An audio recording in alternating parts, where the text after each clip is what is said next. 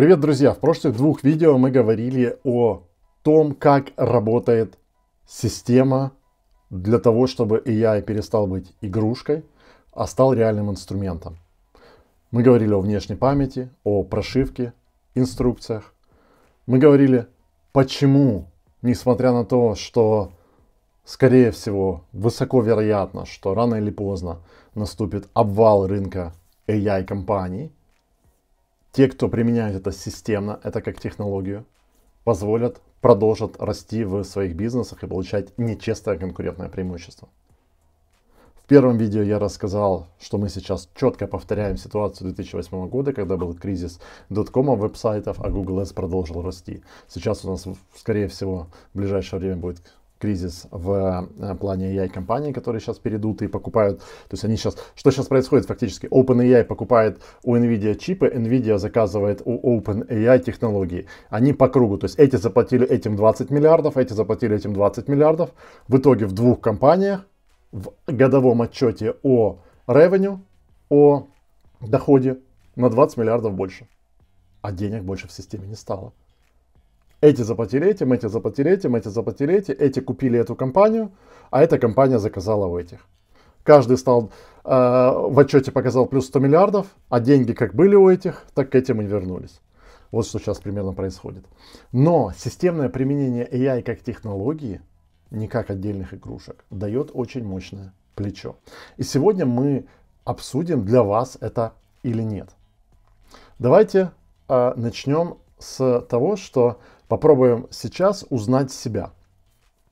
Если вы сейчас тратите 5, 15, может даже 25 часов в неделю на маркетинговые задачи, написание текстов, продумывание стратегий, ценообразование, программ лояльности, написание писем в воронку, продумывание рекламных посылов, продумывание пути обработки клиента, увеличение среднего чека, продумывание, что можно допродать, что можно еще продать, как можно повысить средний чек, вот эти все вещи.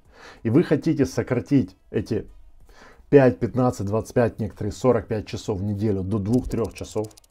Хотите масштабироваться без найма. Это очень большая боль любого предпринимателя, когда ты в бизнесе.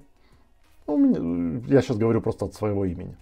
Когда я в бизнесе, прекрасно понимаю, как работает мой бизнес, как устроен маркетинг у меня, как реклама, как лендинги устроены, как email автоматизация, как все. Я прекрасно знаю, как в моем бизнесе все устроено.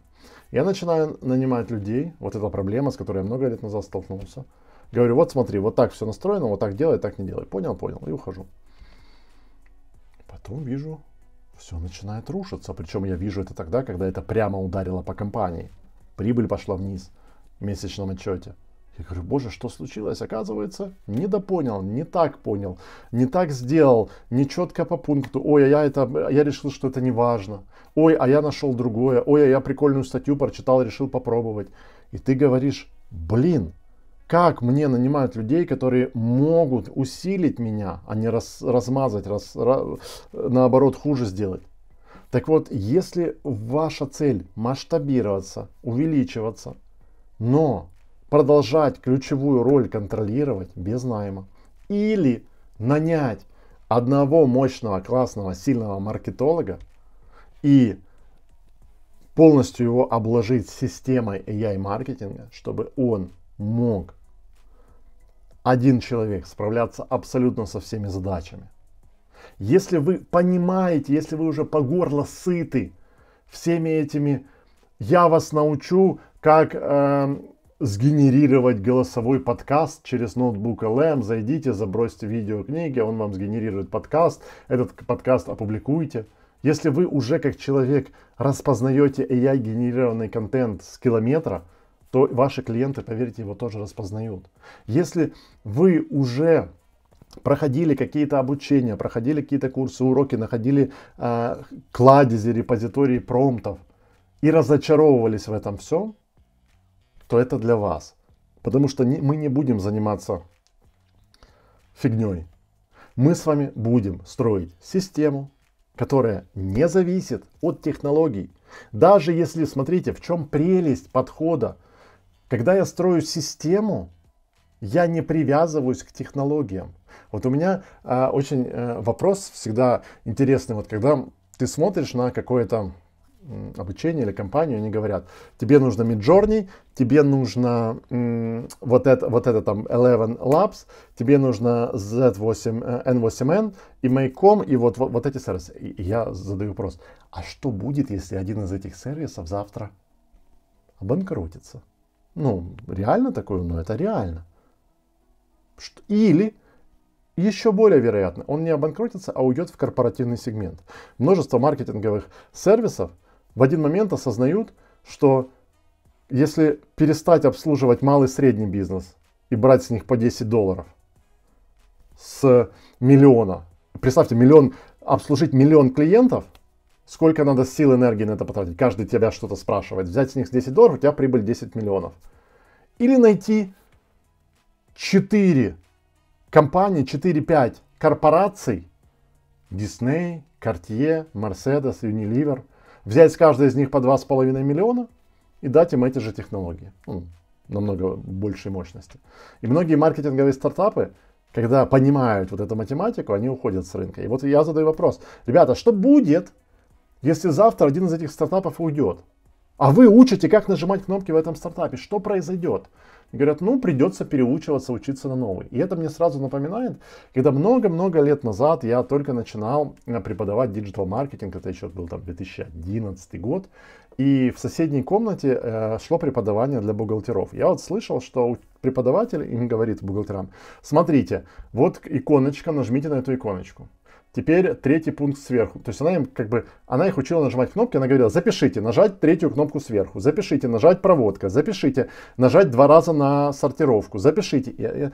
И раз мы пили чай в перерыве, я у нее спрашиваю, говорю, слушайте, а почему вот вы учите вот так, говорю, по шагам, ведь интерфейс тех же бухгалтерских программ, он постоянно меняется, зачем вы это делаете? Она улыбается, она такая уже женщина пожилая, она улыбается и говорит, молодой человек, если я научу их понимать систему, ко мне никто не придет через полгода, когда бухгалтерская система сменит интерфейс. И я стану не нужна. А так, говорит, эти же девочки через полгода придут ко мне учиться на новом интерфейсе. Еще через полгода еще на новом интерфейсе. Еще через полгода еще на новом интерфейсе. Эти люди придут получать знания, какую кнопочку нажать. Потому что я не даю им системы. Если они узнают, как работает система, им все равно будет, что изменилось. Вот что я всегда вкладываю, кто проходил мои курсы по Google Ads, знают, что я говорю, ребята, да пофиг, какой интерфейс у Google Ads. Поисковая реклама работает на вот этих принципах. Она работала на них в 2006 году и сейчас. Медийная реклама работала на этих принципах в 2011 году и работает сейчас. Performance Max Demand Gen работал на этих принципах в 2021 году и работает сейчас. Ничего, система, понимание. И поэтому многие говорят, ой, а почему вот Игорь конкретно не говорит, вот на эту кнопочку 2 раза нажми, и будет тебе счастье. А он долго объясняет, почему эту кнопочку нужно нажать, и сам и говорит, а теперь подумай, сколько раз на нее нажать. Да потому что это дает вам возможность применять эти знания в любой ситуации. И точно так же с этим курсом. OpenAI может обанкротиться, ChatGPT, или уйти в корпоратив. Claude может обанкротиться, что угодно может обанкротиться. Поэтому я создаю систему внешней памяти и прошивки, которую вы за минуты берете, окей, OpenAI обанкротился. Все, хорошо, нет вопросов. У меня на Google диске сохранены моя внешняя память моей компании и моя прошивка, мои инструкции. Я это беру, иду в Claude. Claude обанкротился. Я это беру, иду в Mistral, в европейскую систему. Обанкротился. Я беру это, иду в Kimi или в Z, в китайские. Мне вообще все равно, каким AI-инструментом пользоваться. Я знаю, как систему настроить на любом инструменте. И вот в этом кайф. Когда вы антихрупкий, вы не боитесь, что завтра этот сервис пропадет, а у вас на нем весь маркетинг построен. Вы говорите, окей, без проблем. Взял, пошел в другое место.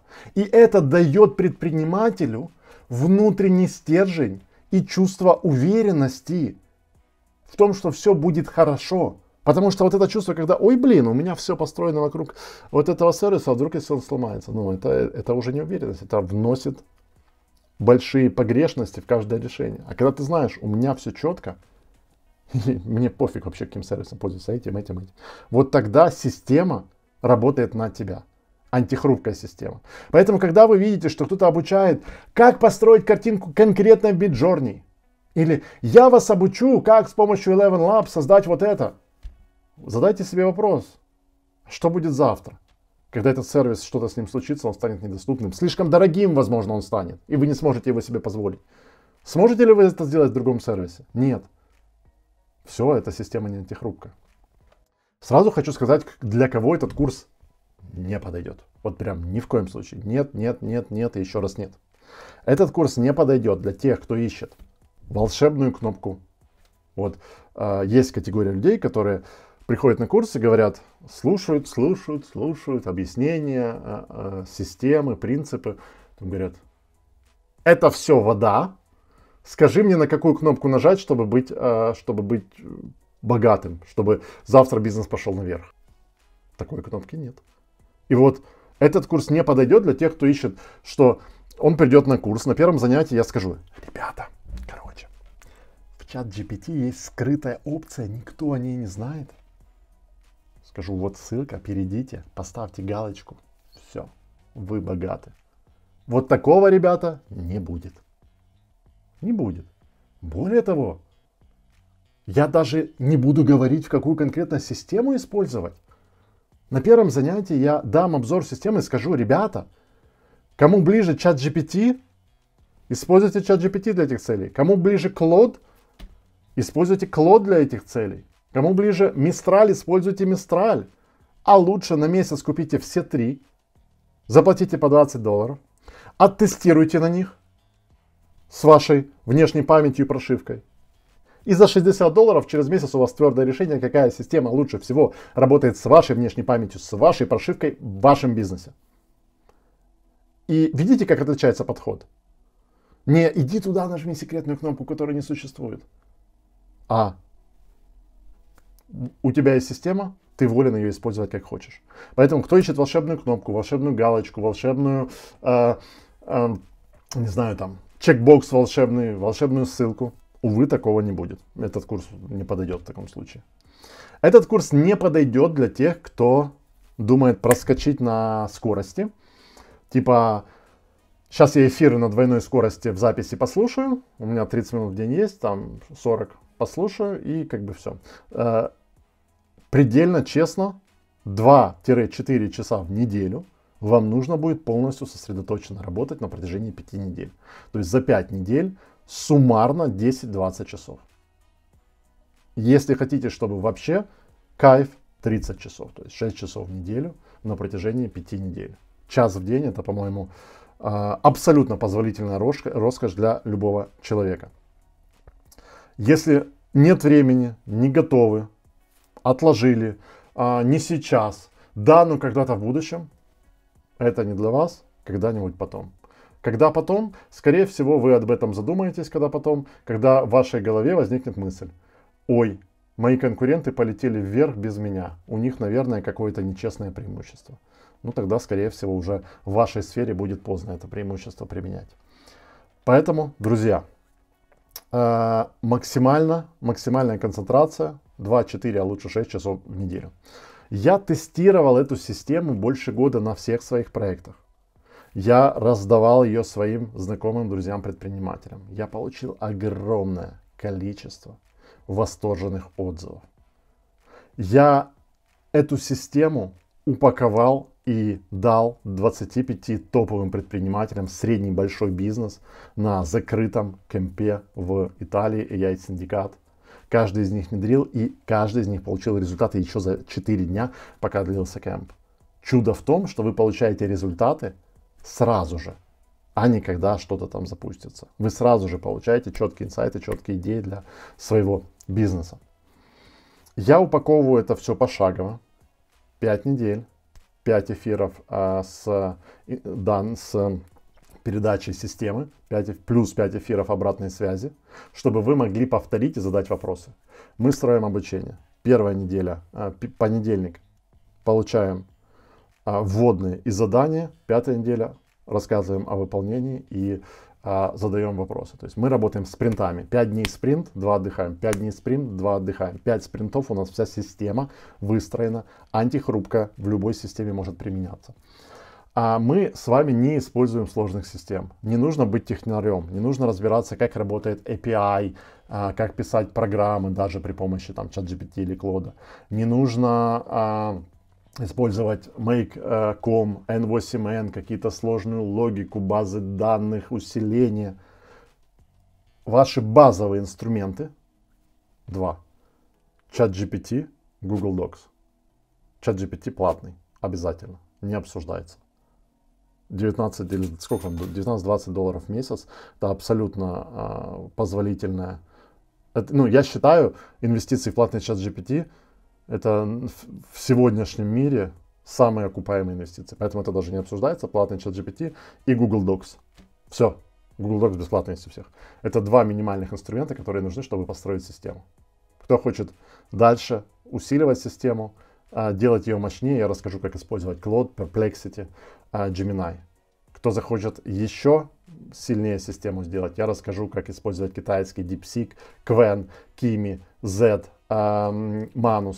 Кто захочет еще глубже, я расскажу, как использовать ноутбук LM, я расскажу, как использовать K2 Think, созданную в Объединенных Арабских Эмиратах. Все это расскажу, все это покажу. Минимальный комплект ChatGPT, Google Doc. Следующий момент, который я принял решение, делать живой воркшоп, а не запись. Я подписан на все англоязычные рассылки от крупных инвестиционных фондов. Почему от инвестиционных фондов? Потому что они первые сообщают о новостях. То есть обычно как происходит? Инвестиционный фонд, когда OpenAI, например, тот же, или Anthropic, эта компания росла, в нее инвестировали разные инвестиционные фонды. И вот эти инвестиционные фонды что хотят? Деньги свои забрать. То есть они хотят в глазах общественности показать, что эта компания классная, в которую они инвестировали. Соответственно, когда в этой компании выходит какое-то нововведение, первыми об этом нововведении говорит даже не компания, а инвестиционный фонд. Он хочет показать, смотрите, вот наш питомец создал новый прорыв. Потом это подхватывают новости, потом это подхватывают сайты, потом это переводят, и там неделя, пока долетит до всех. Я подписан непосредственно на инвестиционные фонды и получаю новости каждый день. И я вижу, что если даже, ребята, я решу сегодня снимать видео, завтра его отмонтируют и послезавтра выложат на платформу, то есть шанс, что уже по состоянию на послезавтра оно будет немного устарело, а через неделю оно будет сильно устарело. И поэтому у меня всегда возникает вопрос, когда я вижу курсы по AI в записи, как это возможно? Когда вы его записывали? То есть скорость изменений, если говорить о том же Google Ads меняет интерфейс там раз в 3-4 года. Фундаментальные какие-то изменения происходят раз в 6 лет. То есть еженедельные новости Google Ads, они максимально скучные, там нет новостей. Реально, хоть какую-то новую галочку Google реклама добавляет раз в год. Такую серьезную. AI? Я сегодня открыл список email-рассылки, у меня уже 3 письма с утра. Сейчас обед, у меня 3 письма. Каждая какая-то новость в мире. В день выходит по 3 фундаментальных обновления. И в этой ситуации возникает вопрос, а как можно записать курс, который будет актуален завтра? Поэтому у нас живые воркшопы, данные на сегодня. То есть, если сегодня утром вышла какая-то новость на воркшопе, мы ее уже разберем, обсудим, как она повлияет на нашу систему. Я буду видеть, что вы делаете, и давать правки. Это не просто дал знания. Это в понедельник дал знания, 4 дня выполнения, в пятницу встретились на живом эфире, снова же таки ответил на все вопросы, проверил, что вы сделали. Каждый ваш шаг. Я хочу, чтобы у вас получилось, поэтому я буду давать обратную связь.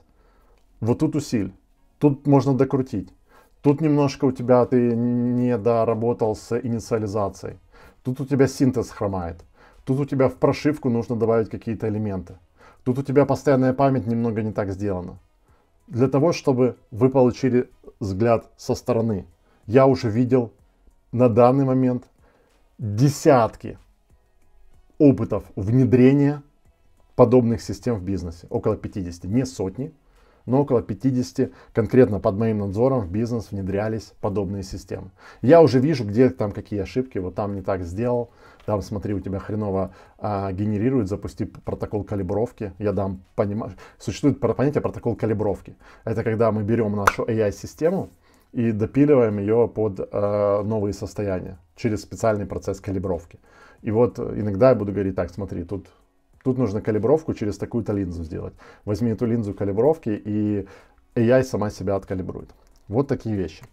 Друзья, моя цель, чтобы у вас все получилось в маркетинге, в построении системного AI, и чтобы через эти 5 недель вы пришли на финальный эфир и сказали: Игорь, мы уже получили результат, мы уже внедрили, и я уже чувствую, что на меня смотрят конкуренты как на нечестного игрока, у которого есть преимущество, которого нет у них.